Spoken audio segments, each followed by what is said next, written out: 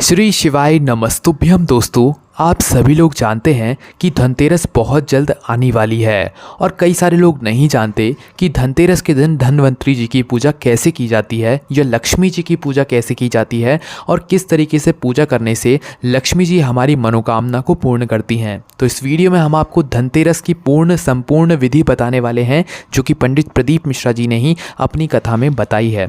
तो दोस्तों इसके लिए आपको धनतेरस की पूजा के दिन मतलब धनतेरस के दिन प्रदोष काल में मतलब शाम के समय से जो है धनतेरस की पूजन का समय शुरू हो जाता है जो कि रात्रि तक चलता है। शाम के समय से रात्रि के समय के बीच में आप कभी भी जो है इस धनतेरस की पूजन को कर सकते हैं। इसके लिए सबसे पहले जहाँ पर आप लोग पूजन करने वाले हैं वहाँ पर लीप लें या पानी से जो है थोड़ा लेपन कर दें। लेपन करने के बाद आपको वहाँ पर आटे और हल्दी से जो है जो चौकोर हम लगाते हैं या जो भगवान के लिए मतलब जहाँ पर भगवान बैठते हैं हल्दी और आटे से हम जो चौकोर बनाते हैं वो आपको बना लेना है। बनाने के बाद आपको उसके ऊपर पटला रखना है, एक पटला, ठीक है। पटला रखने के बाद उसके ऊपर आपको एक लाल कपड़ा बिछा देना है। लाल कपड़ा बिछाने के बाद अब आपको क्या करना है, अब आपको एक पूजन की थाली लेना है, थोड़ी बड़ी साइज़ की ले लीजिएगा, ठीक है। तो एक थाली को लेने के बाद उसके बिल्कुल बीचम बीच आपको क्या करना है, रोली कुंकू से एक स्वस्तिक बनाना है उसी थाली के बीचों बीच, ठीक है। रोली कुंकू से स्वस्तिक बनाने के बाद उसी बीच में, उसी स्वस्तिक के बीच में आपको एक चांदी का सिक्का या 1 रुपए का जो भी आपके घर में सिक्का हो शुद्ध वाला, वो आपको उस स्वस्तिक के ऊपर बिल्कुल बीचम बीच रख देना है। चांदी का हो तो चांदी का भी रख सकते हैं या कोई आपके घर में 1 का 2 का 5 का सिक्का हो वो भी रख सकते हैं।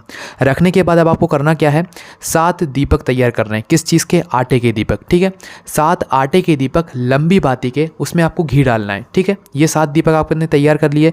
एक दीपक आपको अलग से तैयार करना है जो कि आपको लंबी बाती का ही करना है पर वो तेल से करना है। ये 7 दीपक आप घी से जलाएंगे पर एक दीपक आपको तेल से जलाना है, ठीक है। वो भी आप आटे का बनाएं। तो ये दीपक तैयार कर लीजिए। तैयार करने के बाद इन दीपक को वहाँ पर जला लीजिए।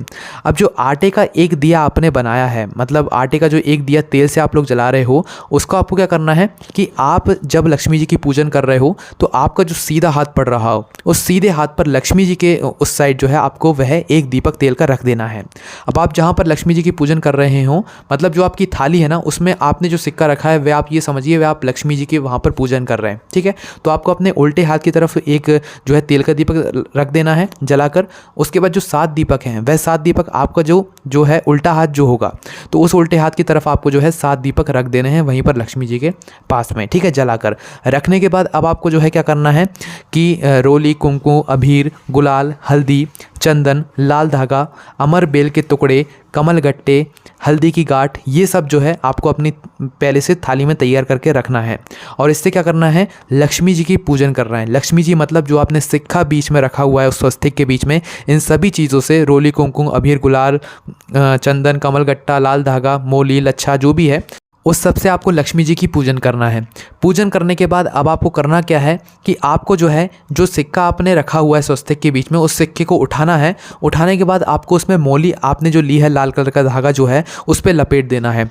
लपेटने के बाद वापस से उसी स्थान पर रख देना है, मतलब जो आपने थाली ली है उसके बीचों बीच ही रख देना है स्वस्तिक के बीच में। उसके बाद थोड़ा सा उस पर पानी छिड़कना है। पानी छिड़कने के बाद हल्दी, रोली, चंदन लगाकर जो है आपको जो है क्या करना है, उसकी पूजन वापस से कर देना है, ठीक है। उसके बाद आपको हल्दी वाले चावल लेने हैं, मतलब चावल को हल्दी में मिला लेना है।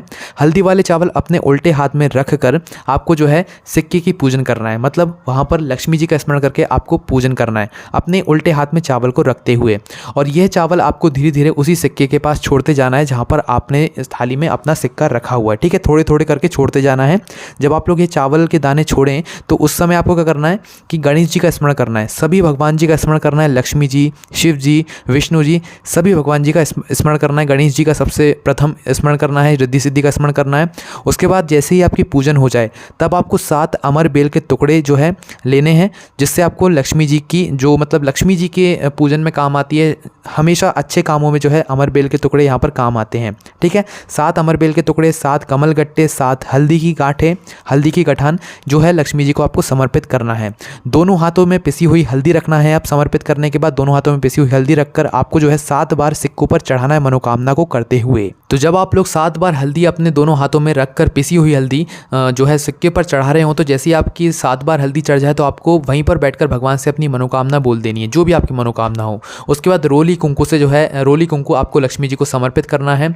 कुछ मीठा अगर आपने घर में बनाया हो, पकवान हो आपके पास, तो वो लक्ष्मी जी को आपको भोग लगाना है। और सब भगवान जी की आपको आरती उतारना है, पूजन करना है, लक्ष्मी जी का स्मरण करना है और भगवान से आपको जो मांगना है वो मांग लीजिएगा।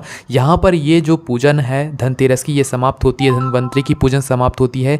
ये जो पूजन विधि है ये स्वयं पंडित प्रदीप मिश्रा जी ने बताई है, और ये जो पूजन विधि है ये भगवान विष्णु ने एक किसान के लिए सुनाई है। और आगे की जो भी पूजन विधि होगी वो भी हम आपको ज़रूर बताएंगे। आपको कोई भी समस्या आती है कमेंट करके पूछ सकते हैं। ओम नमः शिवाय, जय बोले बाबा श्री शिवाय, नमस्तुभ्यं।